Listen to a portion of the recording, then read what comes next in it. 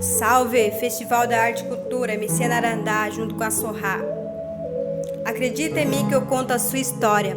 Através da rima, a aldeia resiste. Somos a voz dessa terra, somos protetor da natureza. Sou a minha irmã, a voz das mulheres. Sou futuro das minhas sobrinhas indígenas e sou presente da minha avó.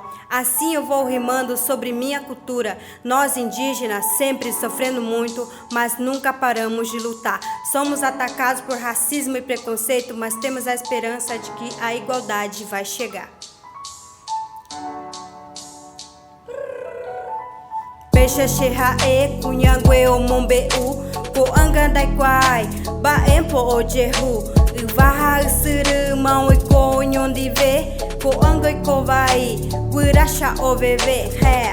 Em tempos de estiagem, coçam as falanges. São oportunidades que o poder transige. Mudar a paisagem, negar a origem, transformar num dia folia em fuligem. Assim manifesta o dono da festa. Garantimos vida na carne servida. No pulmão, no ânsis do profundo câncer. Apetece em um mundo que sequer respira. Sou loba que uiva clamando por chuva, que luta na turva neblina da mata, calando os machos, cabocla do mato. Pedra nos sapatos, de couro de cobra. Não sobra, não sabe o poder dos segundos. Não sabe somar contra o sangrar da fauna. Munida de alma, aflora o jardim. Armada amando, amando de mim. Deixe aguela mi ne mando a pá cague porare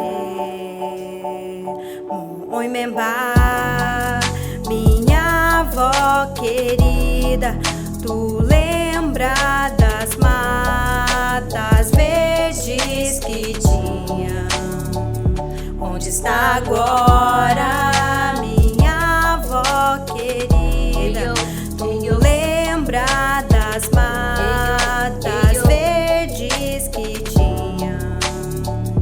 E dos animais, minha avó querida? Tu lembra das matas verdes que tinha? Onde está agora minha avó querida? Tu lembra das matas verdes que tinha?